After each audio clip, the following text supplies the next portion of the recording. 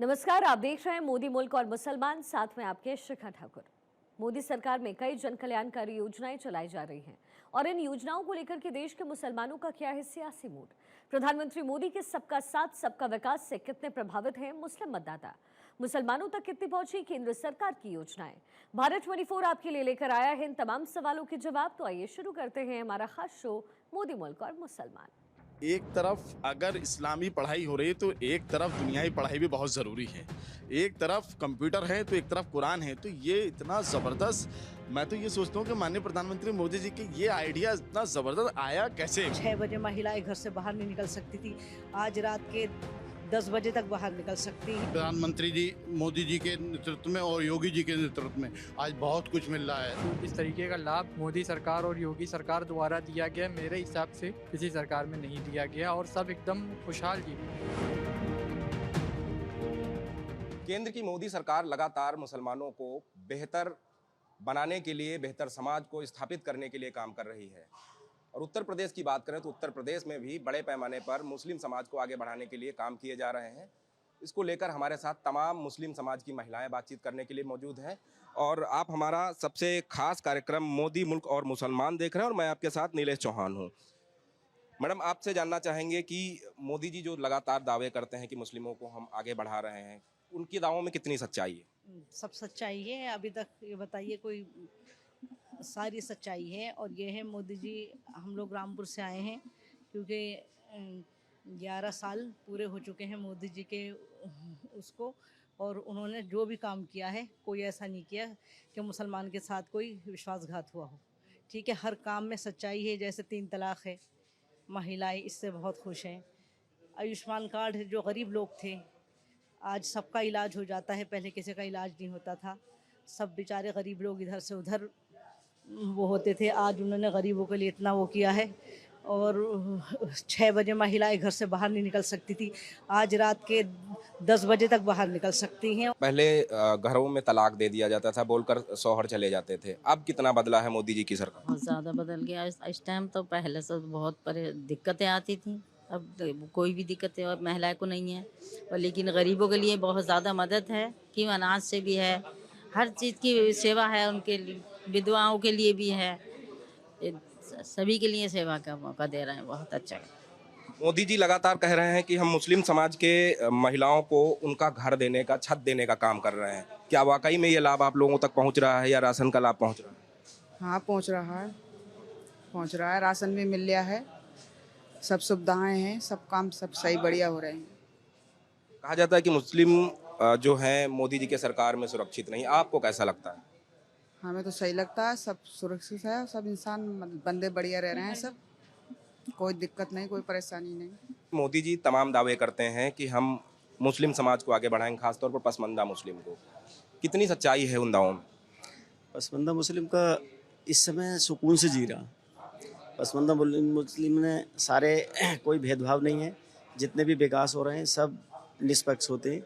जितनी भी आज के टाइम में नौकरी निकल रही हैं वो सबको मिलती हैं, उसमें कोई भी ना रिश्वत जाती है ना ही किसी की सिफारिश चलती है, सब निष्पक्ष होता है। जो भी योजनाएं हैं जैसे कि आयुष्मान भारत है वो सबको इलाज मिलता है, नौकरियों में कोई भेदभाव नहीं होता, तो सही है। मुस्लिम अल्पसंख्यक सही चल रहा है, इसमें कोई दिक्कत नहीं। इसी कारण मदरसों को लेकर जो विपक्ष है वो लगातार कह रहा है कि मदरसों को टारगेट किया जा रहा है और योगी और मोदी की सरकार कह रही है कि मदरसों को हम हाईटेक कर रहे हैं। नहीं, उसमें मदरसे क्या हुआ, कुछ मदरसे ऐसे थे जिनका बिना रजिस्ट्रेशन के चल रहे थे, सिर्फ कागजों में चल रहे थे, उसकी जांच हो रही है। जो सही है वो आज भी हैं, चल रहे हैं, जो गलत है वो बंद हो रहे हैं। तो ये तो ठीक है, जांच होना चाहिए। वक्फ संशोधन बिल को भी लेकर तमाम अफवाहें फैलाई गई कि मुस्लिमों से उनकी ज़मीन छीन ली जाएगी, आपको क्या लगता है? नहीं, ज़मीन क्यों छीनेंगे? मुस्लिम यहाँ का नागरिक है, ज़मीन थोड़ी छीनेंगे। हाँ, जो ज़मीनें जो पहले थी, बपुल औलाद ज़मीनें थी, अलग अलग ज़मीनें थी, उन ज़मीनों की जांच चल रही है। वो जिनकी ज़मीनें क्यों छीनेंगे? ऐसा नहीं है, गलत। ये तो विपक्ष का काम है, तो करता ही है, जो भी योजना होती है उसका गलत रखता ही है, लेकिन ऐसा कुछ नहीं। सर, आप क्या कहना चाहेंगे वक्फ बिल को लेकर जिस तरीके से तमाम भ्रांतियां फैलाई गई? हालांकि हकीकत तो ये है कि जिन लोगों ने गरीबों का हक मारा है, वक्फ की ज़मीनों पर कब्जा किया है, अगर वो खाली होती हैं, गरीबों को मिलेंगी तो अच्छा होगा। देखिए 2014 से पहले जो कुछ हुआ, वो आपके सामने था। और 2017 से पहले यूपी में हमें एक कब्रिस्तान की बाउंड्री बना के दे दी जाती थी, उसमें उलझा दिया जाता था, हमें कुछ नहीं दिया जाता था। आज माननीय प्रधानमंत्री जी मोदी जी के नेतृत्व में और योगी जी के नेतृत्व में आज बहुत कुछ मिल रहा है। आप राशन को ले लो, बराबर का हिस्सा में मिल रहा है। आप लाइट को ले लो, बिजली को ले लो, ज़ीरो पे मिल रहा है। और क्या चाहिए, सब चीज़ें मिल रही हैं। 3 तलाक पे मसला ले लिए आप, वक्फ बोर्ड पे ले लिए आप, मदरसों के लिए ले लिए, एक हाथ में कुरान एक हाथ में कंप्यूटर। ये माननीय प्रधानमंत्री जी ने की सोच है, प्रधानमंत्री जी ने सोचा है। कोई और दूसरे इससे पहले भी 14 से पहले प्रधानमंत्री रहे, कभी नहीं सोचा इस चीज़ों को, लेकिन आज बराबर का हिस्सा हमें मिल रहा है और हमें कोई भेदभाव नहीं है। इसलिए मुस्लिम समाज सबसे ज़्यादा भारतीय जनता पार्टी से जुड़ रहा है और रिजल्ट भी सामने आ रहा है। 2014 से पहले मुस्लिम समाज को वोट बैंक समझा जाता था। अब मुस्लिम समाज को उनका हक देने का काम सरकारें कर रही हैं। मुस्लिम समाज किस तरीके से योगी की सरकार और मोदी की सरकार को देखता है और किस तरीके से कामकाज को देखता है, क्योंकि मदरसों की बात करें तो मदरसों से हाल फिलहाल में जो रिजल्ट आए हैं, बच्चे डॉक्टर्स बन रहे हैं, IAS IPS क्रैक कर रहे हैं, तो कैसा लगता है अब?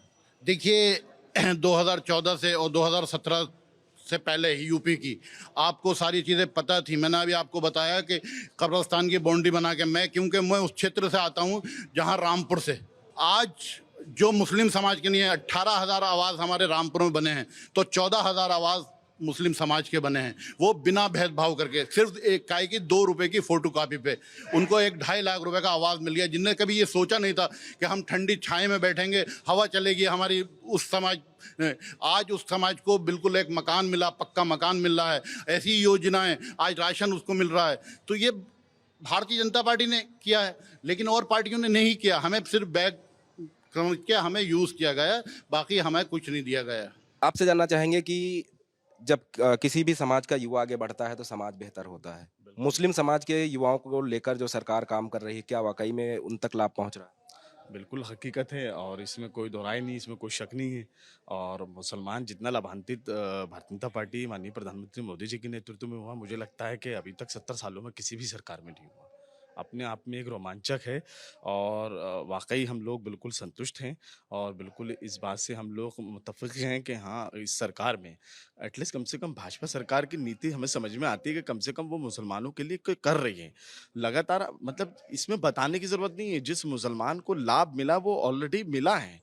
इसमें कुछ चीज़ दर्शाने की ज़रूरत नहीं है। हर एक योजना में हम आगे हैं, किसी चीज़ में हम पीछे नहीं हैं। हमको तो कांग्रेस ने 70 साल में दिया क्या? हमें तो सिर्फ बरगलाया, बेवकूफ़ बनाने का काम किया, कुछ नहीं किया। तो आज हम लोग अपने दिल से मुतमईन होकर माननीय प्रधानमंत्री मोदी जी के साथ में हैं और इन 11 सालों में हकीकत बात ये है, सबसे बड़ा एग्जाम्पल शिया सुन्नी का झगड़ा भारतीय जनता पार्टी सरकार में ख़त्म हुआ। आए दिन झगड़े होते थे, लोग राजनीति करते थे, कांग्रेस समाजवादी की सरकार में ही सब हुआ है। और आज आप देख लीजिए, कहीं कुछ नहीं, सब एकदम सकल सह कुशल एकदम भाईचारे के साथ में। आप देखिए मुहर्रम संपन्न हो रहा है, 12 रबीउल अव्वल का जुलूस प्यार मोहब्बत के साथ संपन्न होता, कभी कोई अराजकता नहीं और किसी अराजकता करने वालों को बख्शा नहीं जाएगा। तो सबसे अच्छी जो नीति है माननीय मुख्यमंत्री योगी जी की, माननीय प्रधानमंत्री मोदी जी की, वो बहुत शानदार नीति है, इससे हम बिल्कुल सहमत हैं। मोदी जी कहते हैं कि मदरसों को हम हाईटेक करेंगे, एक हाथ में कुरान दूसरे हाथ में लैपटॉप देंगे। वो हकीकत भी दिखाई देती है। तमाम अभी रिजल्ट आए तो उसमें नीट टॉप करने वाले मदरसे के छात्र थे, IAS और IPS क्रैक करने वाले मदरसे के छात्र हैं। कितना ज़्यादा अब गौरवान्वित महसूस करते हैं जब हमारे मदरसों में भी अत्याधुनिक तकनीक का इस्तेमाल होगा और अत्याधुनिक पढ़ाई होगी? मुझे लगता है कि ये जो पहल हुई है, वाकई ये पहल बहुत ही ज़बरदस्त है और हमारे हक में है ये पहल। क्यों? क्योंकि देखिए, एक तरफ अगर इस्लामी पढ़ाई हो रही है तो एक तरफ दुनियावी पढ़ाई भी बहुत ज़रूरी है। एक तरफ कंप्यूटर है तो एक तरफ कुरान है। तो ये इतना ज़बरदस्त, मैं तो ये सोचता हूँ कि माननीय प्रधानमंत्री मोदी जी के ये आइडिया इतना ज़बरदस्त आया कैसे? मतलब किसी सरकार ने आज तक, जो भी होता वो सब हमारा वोट बैंक हम लोगों को समझा जाता है, कुछ नहीं, वोट लिया, ख़त्म बात। उसके बाद मुसलमान कहाँ हैं कुछ पता नहीं। लेकिन कम से कम कुछ नहीं तो एटलीस्ट भारतीय जनता पार्टी कुछ सोचती तो है, भारतीय जनता पार्टी का स्लोगन तो है, कम से कम वो उसका कुछ प्लान तो है कि हाँ मदरसों के अंदर शिक्षा भी ज़रूरी है। और आज जिस तरीके से यूपी के अंदर अलग स्टेटों के अंदर जिस तरीके से बच्चे जो रिजल्ट आ रहे हैं, जो नीट क्वालिफाई कर रहे हैं, आईपीएस आईएएस की डॉक्टर बन रहे हैं, इंजीनियर बन रहे हैं, श्रीनगर में जाके देखिए आप, और जगह जाके देखिए, हमारे उत्तर प्रदेश के बच्चे देख लीजिए, जो मदरसे के बच्चे की बात कर रहा हूँ मैं, स्कूल के बच्चों की बात नहीं कर रहा हूँ, मदरसों के बच्चों की बात करूँ। जब से आधुनिक या अत्याधुनिक पढ़ाई की शुरुआत हुई है वहाँ पे, तब से इतने ज़बरदस्त तरीके से स्टूडेंट और मदरसे के बच्चे लगातार रिजल्ट क्वालिफाई कर रहे हैं, लगातार रिजल्ट बहुत शानदार आ रहे हैं। मोदी सरकार ने, आपने श्रीनगर की बात कही, तो मोदी सरकार ने कश्मीर में धारा 370 हटाने का काम किया। कहीं ना कहीं अब कश्मीर की और भी ज़्यादा तस्वीर बदलेगी, क्या लगता है? बिल्कुल, आज आप लाल चौक चले जाइए, आज आप लाल चौक को देखिए, पहला जैसा लाल चौक नहीं रहा। आज आप लाल चौक से जाके देखिए, आप गर्व के साथ में कश्मीरी भाई झंडा फहराते हैं, गर्व के साथ में झंडा रोहण होता है, गर्व के साथ में लाल चौक पे लोग जो है आवाज जवान होता है, और गर्व के साथ लोग वहां पर रहते हैं, और वो ये कहते हैं कि इस सरकार में, भारतीय जनता पार्टी की सरकार में आज श्रीनगर बदलता हुआ श्रीनगर है। और एक चीज़ और वहाँ पे जो सबसे बड़ी हुई है कि वहाँ पे कुछ चीज़ें जो कांग्रेस की सरकार में बैन थी, जैसे कि मुहर्रम को लेकर बड़ा डिस्प्यूट था वहाँ पर, लेकिन वो आज हम इसका तो बहुत ही ज़्यादा शुक्रगुजार हैं हम भारतीय जनता पार्टी के कि उन्होंने मुहर्रम को पीसफुली, शांति के साथ आज मुहर्रम वहाँ पे संपन्न हो रहा है। आप देख सकते हैं प्रैक्टिकल डेमो है श्रीनगर में, और बहुत शानदार तरीके से मजालिस हो रही है, बहुत शानदार, मुसलमान गौरव फील कर रहा है। और हम इस सरकार से जितना सहमत इस सरकार से हैं, शायद हम किसी सरकार से नहीं हो पाएंगे। कश्मीर को लेकर क्या सोचते हैं? क्योंकि कश्मीर को लेकर तमाम बातें पहले प्रचलित थीं, अब कितना बदला है कश्मीर? देखिए, कश्मीर इतना बदला, कश्मीर को सही स्वतंत्र आज़ादी अब मिली है 70 साल के बाद। कश्मीर के जो नागरिक थे, झंडा किसी और का था, केंद्र का पैसा था, ऐसे अपने जीवन व्यतीत करते थे, मगर जो अब नागरिकता आई वो सही आई है। इसमें बच्चों को छूट में आज़ादी मिली है, पूरा स्वतंत्र हुआ है, उसमें सर्विस, नौकरी, एवरीथिंग, सारा बिजनेस, सारी चीज़ बिल्कुल ओपन कर दी गई है।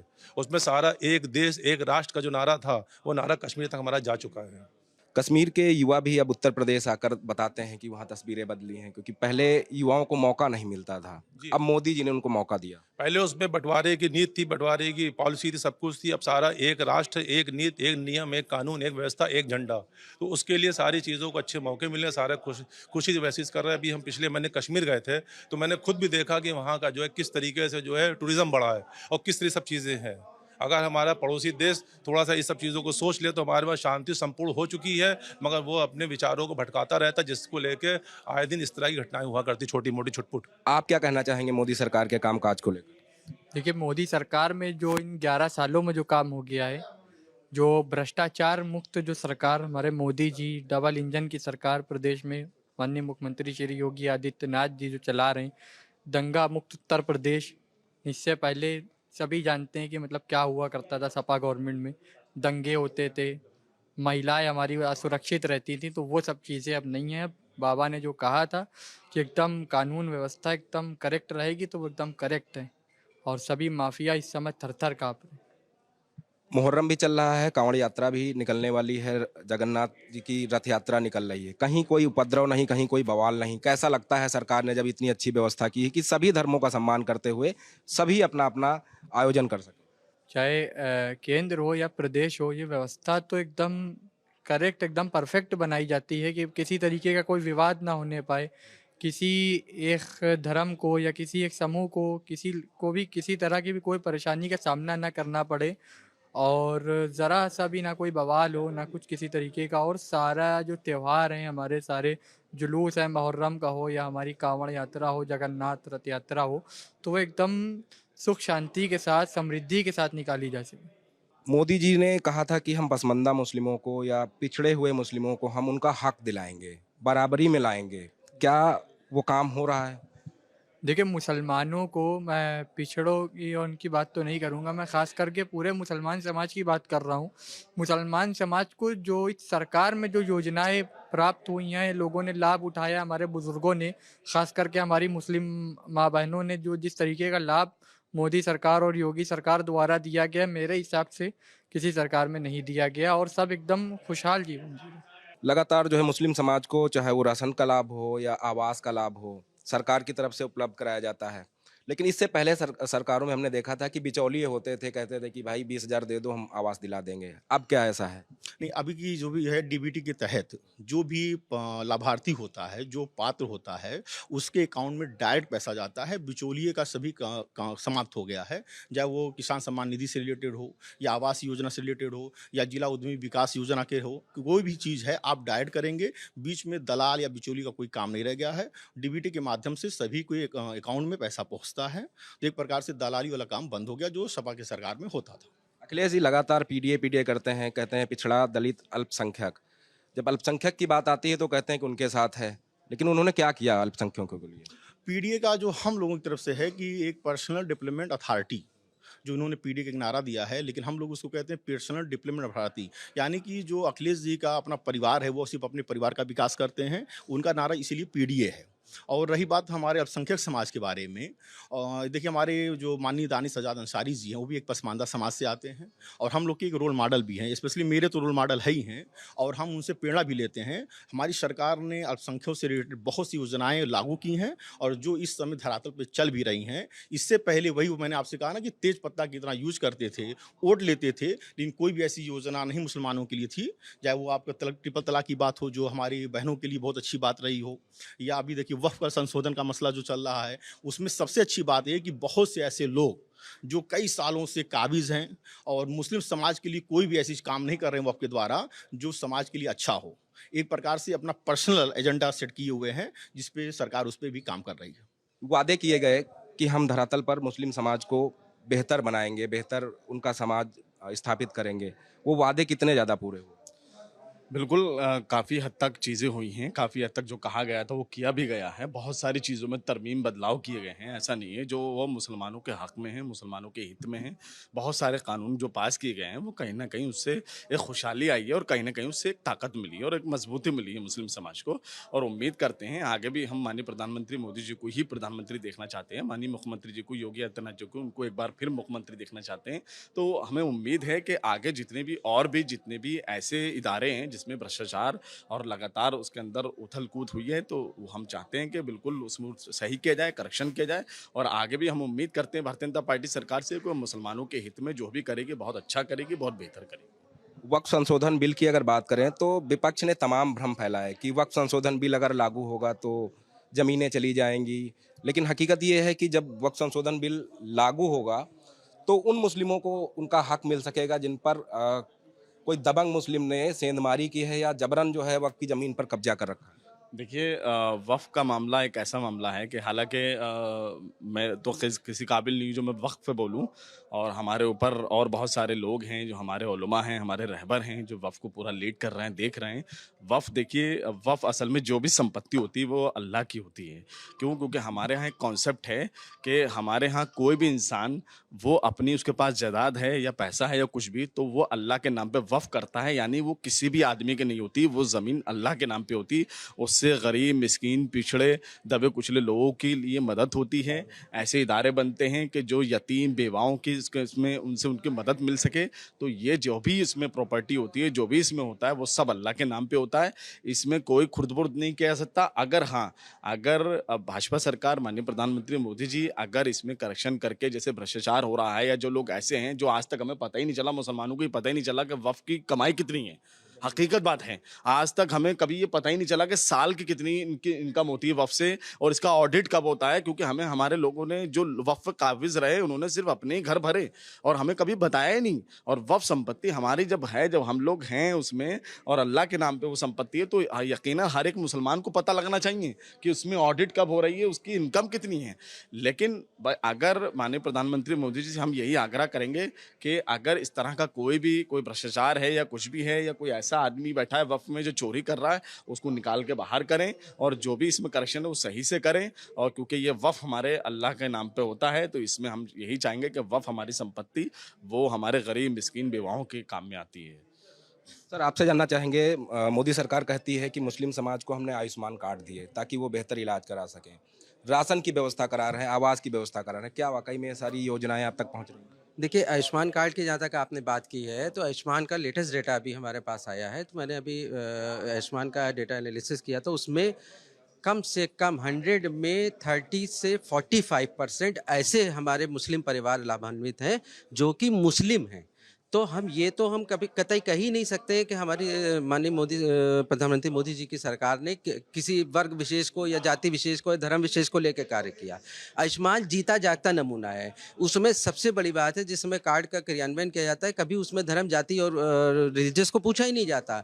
100% में 35 से 40% परिवार ऐसे पूरे प्रदेश में आकलन किया गया, पूरे उत्तर प्रदेश में, जिसमें हमारे मुस्लिम परिवार हैं। तो हम ये कैसे कह सकते हैं कि माननीय प्रधानमंत्री मोदी जी जो है किसी धर्म विशेष या जाति विशेष के लिए कार्य कर रहे हैं? प्रदेश के तमाम मुस्लिम समाज से जुड़े हुए लोगों से बात की। उन्होंने साफ तौर पे कहा कि उत्तर प्रदेश की योगी सरकार और केंद्र की मोदी सरकार लगातार मुस्लिम समाज के उत्थान को लेकर काम कर रही है, मुस्लिम समाज के युवाओं को रोजगार देने के लिए काम कर रही है।